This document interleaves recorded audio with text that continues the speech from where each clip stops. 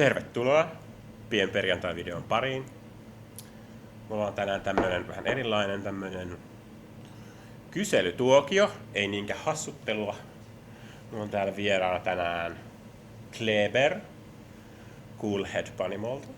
Tervetuloa. Me puhutaan nyt suomea, mutta voidaan puhua englantia. Kumpi on parempi?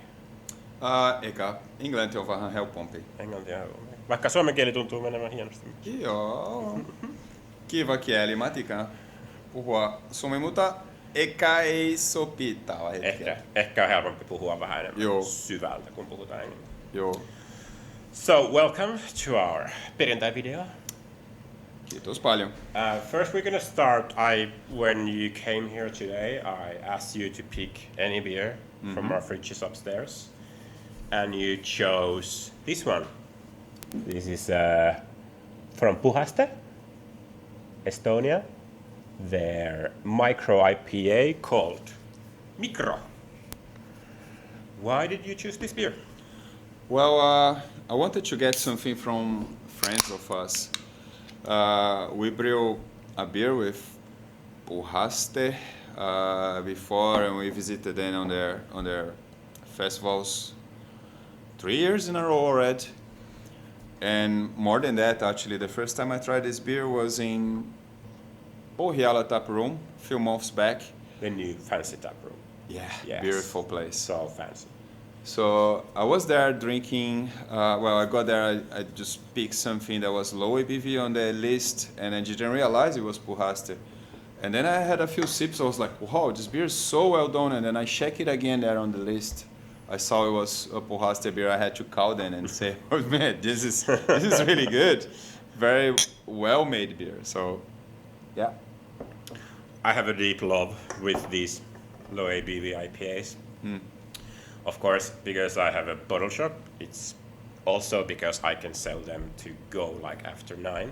Oh, yeah. We're open on the weekends, of course, until 2. So when people are leaving at 1:30, we are like, you want to buy a beer to go as well? And they're like, that's not legal. And then we're like, we have micro IPA. And they're like, are you sure that's legal? And we're like, well, that's our problem if it's not, but it is legal. This is food, 2.8%. Yeah. And for some reason, I exactly like micro IPAs. There is, of course, sours with low ABVs as well, but okay, I'm a New England IPA boy, so maybe that's why I love them. But my favorite micro IPA is actually the Whiplash Northern Lights. Oh yeah, I love that beer also. So, and I gotta say, making a beer like this, 2.8% is really hard. Because you taste this like has a lot of hop character, has a lot of body. You cannot tell this is a 2.8% beer. And the same goes to Whiplash beer. There's the first 2.8% IPA that I drank there, that I just like felt like, oh, if someone told me this was a 5-6% beer, I would not be able to say. Yeah. In contrary, it was beautiful beer, super well made. That's the thing for me, like the perfect level of IPA is a 6% IPA. If you can make a 2.8% or 3 point anything, like below 4%, that can fool me for a 6% beer, then it's a perfect micro IPA, and that's how it should be, because it still has the full flavor of a New England IPA, which I really love, the fruitiness, but still it doesn't really get you hammered, because it's not something that you can really drink. It's more you can have 1 or 2, or if it's weekend, maybe a few more. But these ones, you can have 2 big ones on a weeknight, and that's totally fine, and I love that. I'll drink that instead of water. Exactly. About the Whiplash Northern Lights, Whiplash is now just started the new brewery. We just had the first batches from there to Finland. Yeah, actually, I drank a few of their beers in Bodefits Beer Festival from the new equipment already. Yeah. Okay. It was really cool, and it was interesting because they started the new brewery by making a lot of classic styles. They had a porter, they had a brown ale. Yep. All these beers, I think, like, it's just to praise the brewer. Like, he's such a great brewer. Like, all the beers, I tried everything that he put on tap. All the very beautiful beers, very well-made, perfect beers. And I was really baffled because he was there on this one of the Europe's most. It was actually in Billis, not in Borefits. Billis in Belgium, and he had all these traditional English beers, all super well made. No IPAs, no New England IPAs. People come there and are like, "What is this?" And where's the? All the brewers come here and are like, "Yes." Yeah, it was beautiful. Like, and everything made already on the new equipment and all flawless. And Alex, if you're watching, Alex, I love you. Alex really knows what he's doing, and I love the latest like Instagram post from Whiplash was like they are making a Rauch wine. Oh. And when they made it, they just changed like on their brew plan schedule. They just keep them put on every single tank and every single one Rauch wine.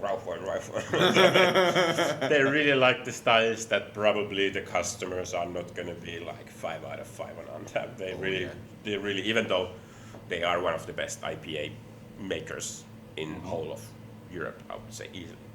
But yeah, they are making the new batch of Northern Lights now. It's actually being dry hopped today, and it's coming only to Finland and Ireland because Finland loves it so much, which is nice. So we're gonna get quite plenty of that in Finland quite soon. And when that happens, I'm gonna team up with Teemu Bentö, and I'm gonna keep Pien open for 24 hours for 1 day. And we're gonna sell it from tap and from cans all around the clock. And I'm gonna have this live stream going for the whole time. We're gonna have guests, hopefully you as well there.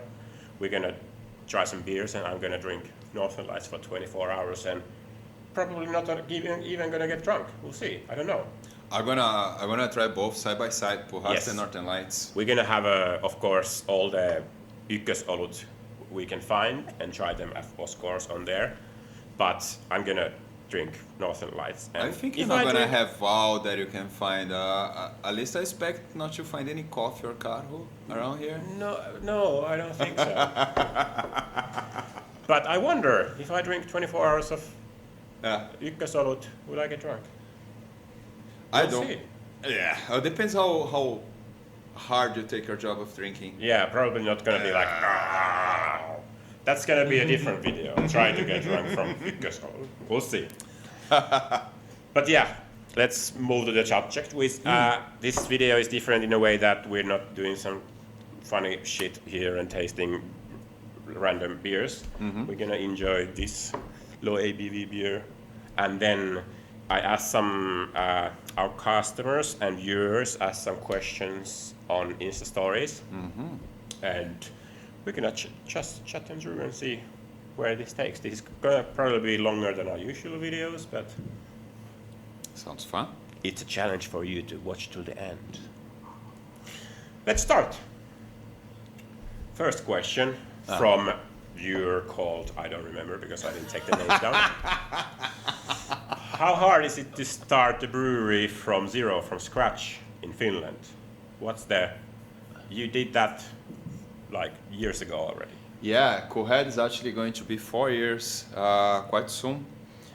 That's probably older than, I remember our customers, because usually you think of trendy breweries being like really new, but yeah, you have been around for a while. Time flies. Yeah, time flies when you drink beer.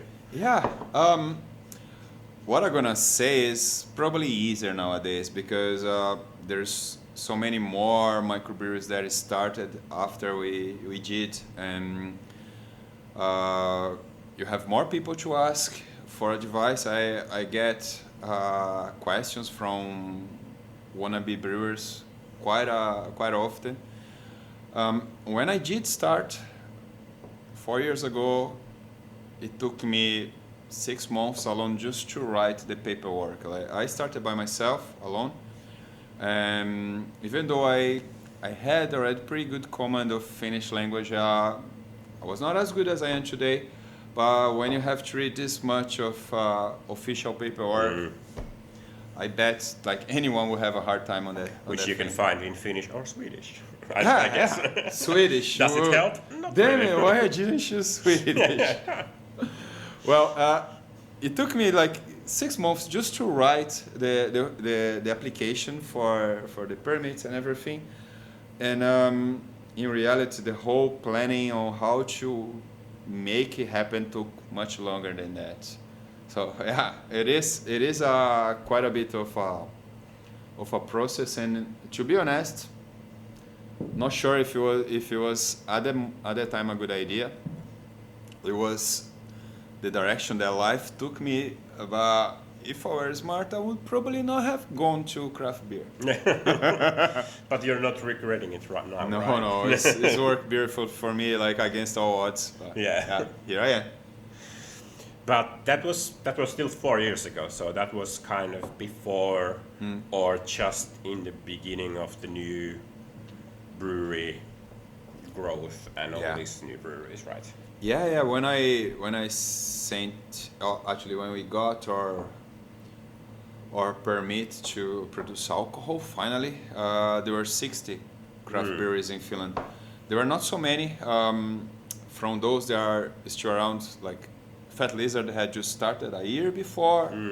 Mako maybe a year and a half, 2 years. Mako is a bit older than us.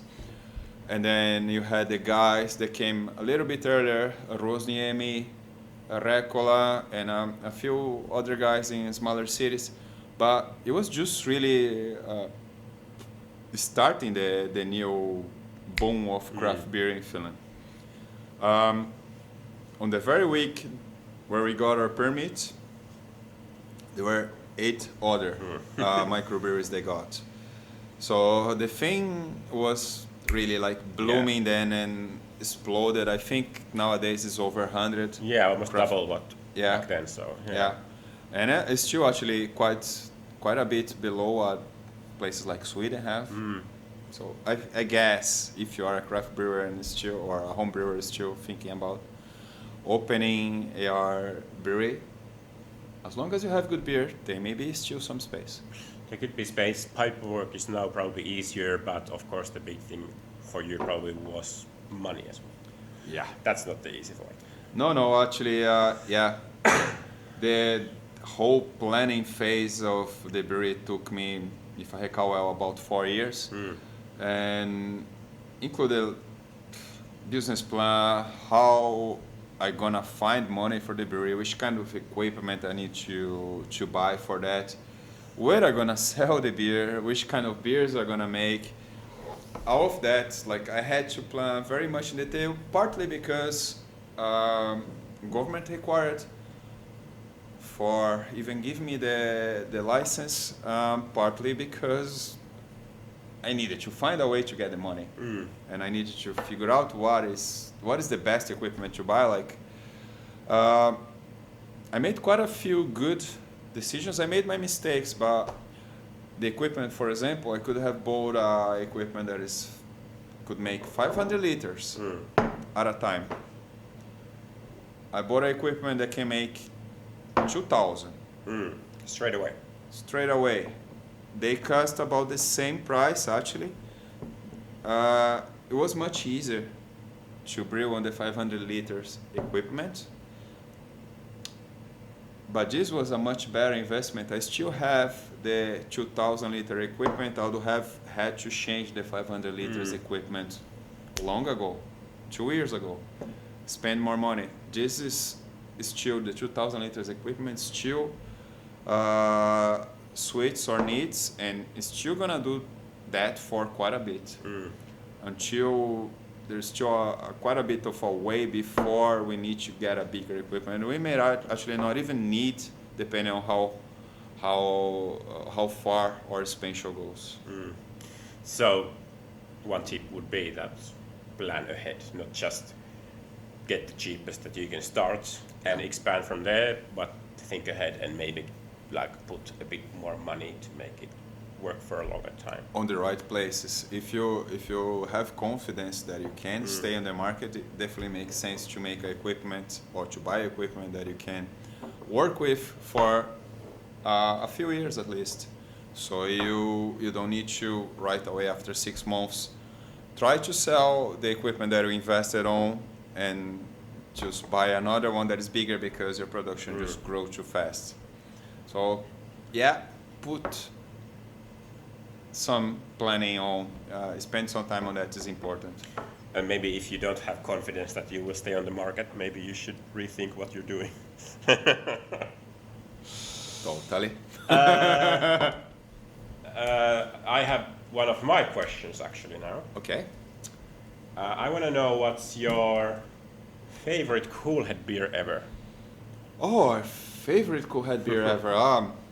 That is an interesting question because, well, now I think it's time for me to give a little bit of credit to the team. I started the brewery alone, but I was joined right away pretty much by Pietari, which is our sales manager nowadays and product manager, and Petteri, which is our brewmaster.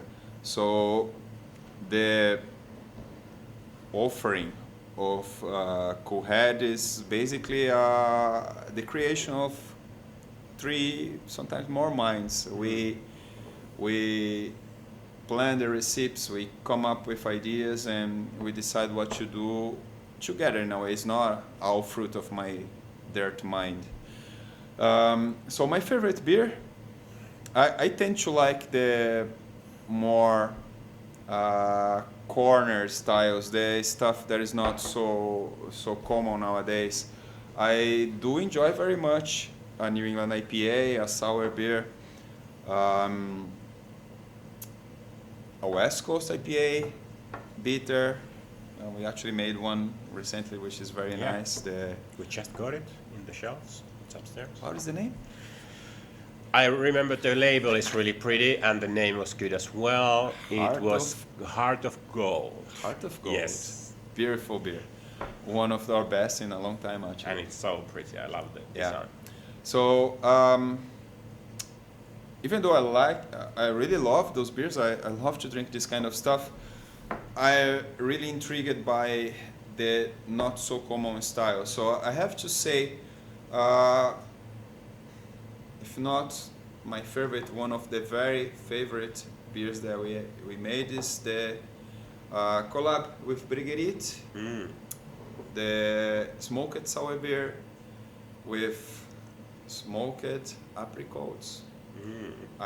Me and another brewer spent the whole day. Was it with nectarines? Nectarines? Yeah, smoky nectarines. Yes. Oh, damn it. That's I remember because You got me. I love nectarines and I hate apricots. I was like, really? yeah, you got me. Yeah, nectarines, smoky nectarines, and scalded smoky nectarines because I spent the whole day with another brewer in what is it? The smokery there. Smokery. Bee smokery, yeah. In Teurastamo. In Teurastamo, just removing the stones of the nectarines. We got 100 kilos of fresh nectarines. Why did you have to remove the stuff? Because, well, there is a... Get bitter or? Yeah, it don't really contribute to the flavor, and the pits of nectarines actually have a precursor of cyanide. Which is a poison. Yeah, it's not a good thing. Yeah. Yeah, but in reality, like it's used in beer, but a very tiny amount to give some interesting flavor. We haven't ever used it there, but cyanide beer. Have been used in beer. Belgian breweries use that, tiny amounts, very controlled way, but it didn't sweet the profile we were looking for. So we removed the pits of all these 100 kilos of nectarines by hand, and then we hand smoked that. And added it, beer. and added it to the beer. I have trouble saying the name of the style. It's Liechtensteiner or something. Liechtensteiner, yeah. Liechtensteiner. It's a traditional German smoked sour beer. So very, very corner style, not very common. Not very untap friendly. No. Beer style. We got beaten hardly on that beer because, well, it's not a beer that people understand. It's not for the regular beer drinker, but it's a beer that I love. It came perfectly the way we wanted. It was a collab with Briggerit. They also love the beer. They everyone thought it was perfect. The guys at the brewery think is still nowadays that is one of our best beers, and I stand behind that beer, even though it's one of our lowest rated and untapped. I think it's one of our best beers. I remember the first time I had it because, well, I love CoolHead beers, I love brewery beers, I love nectarines, and I love properly made smoked sour beers. So when I heard about this, I was like, this sounds interesting, I hope it's good, because it sounds like it's good. Then I had the first sip, and I was like, this is really, really, really delicious. And the second thought I had this, but this probably has really bad ratings. And then I went to check on Untappd, and it had really bad ratings. Yeah. And I nowadays never rate beers ever again. But this one I put 5 out of 5, and like said to everybody, just try this beer even though it has a bad rating, because it's exactly what it says, and the smoke flavor. I like smoke and I hate smoke at the same time, because it can be so many different things. Smoke can be kind of overpowering and attacking and not so pleasant, but sometimes you can make it work really well. Yeah. And in this one, I really love the combination. And that is to the credit of Petteri, actually. He carefully planned the recipe to have just, and of course with the contribution of Briquerit, they gave us some really nice tips, especially on which kind of smoked malts to use, because they have been making some other smoked beers in there. And the smoke in there came just on the threshold that is very present, is there, but it's not like a sausage, not bacon. It was really like beautifully balanced beer. Yeah, that's the thing. If you I'm allowed to do a little rant about Untappd here. Yeah, of course. So on Winter Wonderland or last festival, we had a discussion amongst the brewers that were invited there. There were some guys from 2O and Sudden Death and Gamma.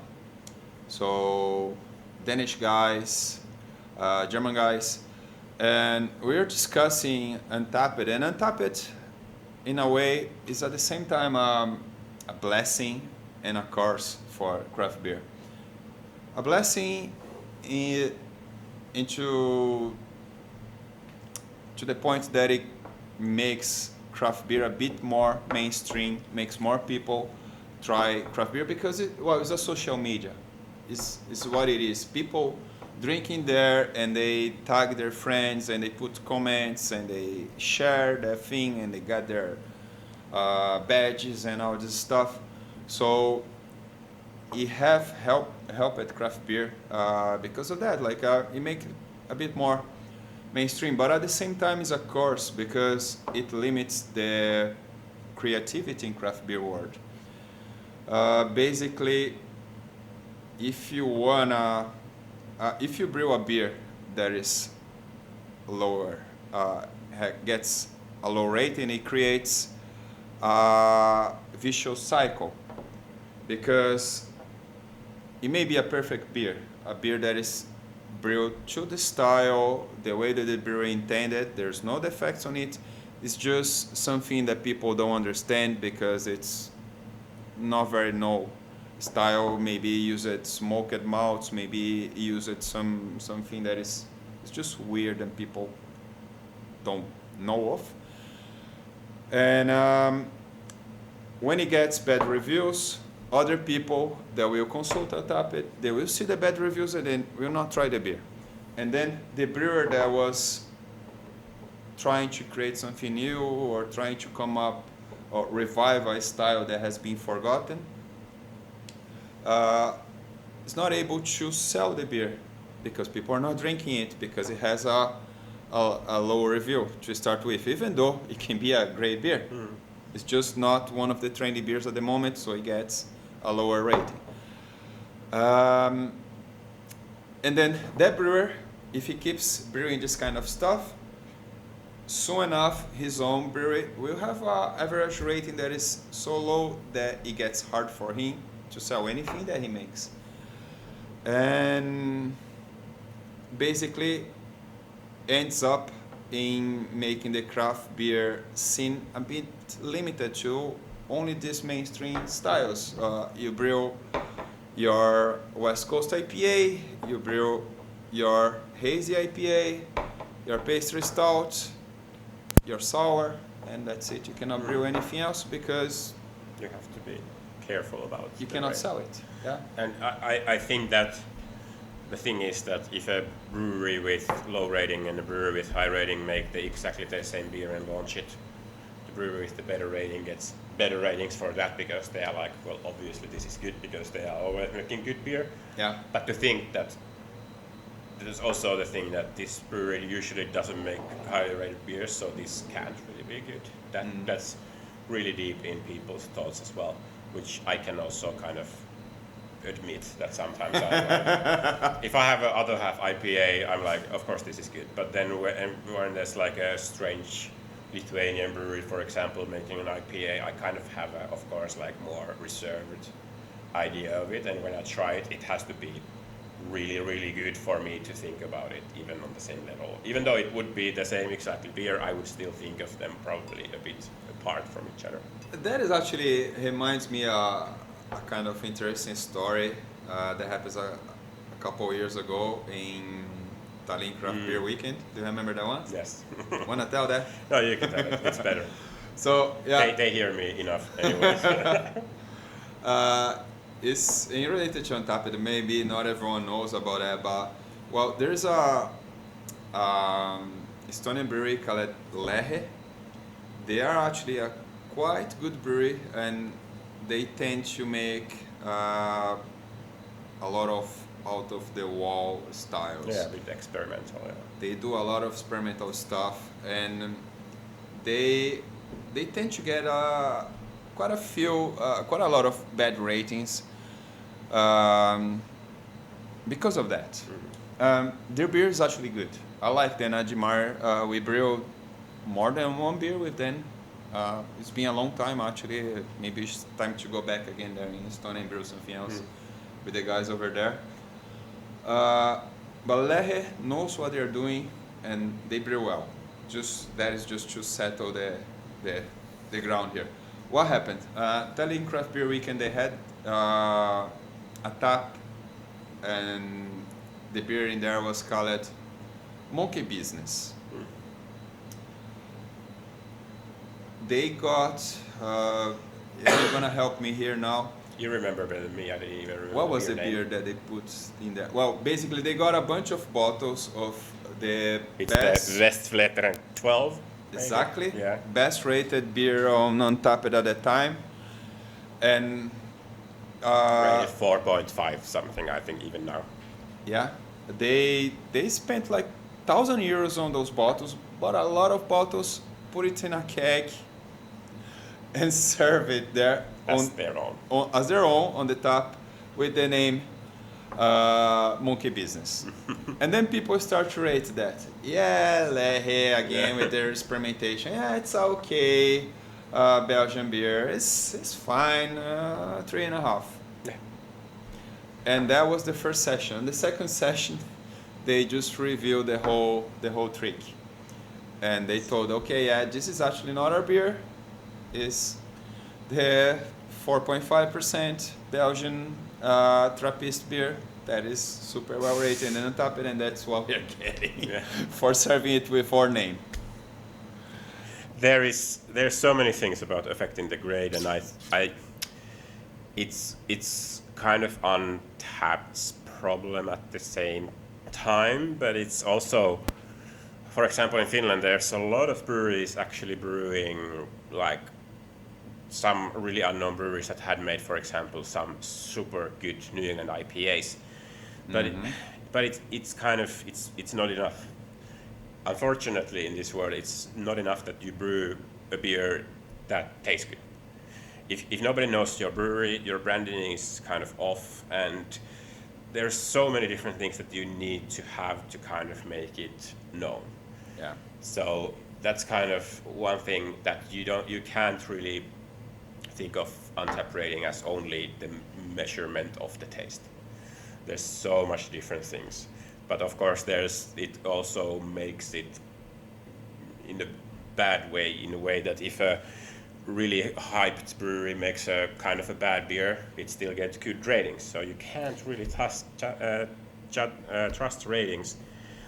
And also if you're an Untapped user, you have to know so many different things, like different styles. You can't get a really, really, really good rating, for example, on a red ale or like a Pilsner or like a low ABV stout. It's impossible. So you have to kind of know what the edges are on the ratings, what's the top there can be. And also one really big thing, at least here in Finland, of course, is that different countries give different ratings. Mm-hmm. So for example, Very already much. you go to Russia. Yeah. Like, I have a lot of Russian friends in Untapped who I've made during the years, and they are like, this is a good beer, 5 out of 5. This is a good beer, 5 out of 5. I have a lot of friends here in Finland. I see they have best beer in the world. I haven't had beer like this in ages, 3.75. So you have to kind of look for the style the beer has, the amount of ratings as well, and where the beer is from. There's so many things when you look at a rating that matters there. Yeah, and it's to be honest, like this is creating a little of a problem to us, because we are trying to be competitive on the international market. We've been exporting to a few countries over the years. Even Mikkeller web shop. That was nice. We are on the Mikkeller Yeah. web shop now. And what happens is, because there is this variation on how people rate beers in different countries, we tend not to be a so valued brewer on the international market, because we have an average of 3.7, I think, is our brewery right now. Which is one of the highest in Finland. We are. But it's still 3.7, so Yeah. it's like, We're pretty that much tells something about the Finnish ratings as exactly. We're pretty much on the top of the ratings and Untapped in Finland. However, it's way below than what you would expect from a Russian brewery, Yeah, because the way people there just rate higher. And then when you are in Sweden, in Belgium, whatever, and you see a brewery that has 3.6, 3.7, and a brewery that has 4, you automatically think that 4 is a better brewery, because you don't really like know that, or don't think first that people in different countries will be rating beers and consequently breweries differently. So when we are trying to compete, we have automatically a disadvantage because we are from Finland. And you only get rid of that to kind of push enough to the countries that you get enough ratings from other countries to make it higher, but to get there when your rating is lower is already hard.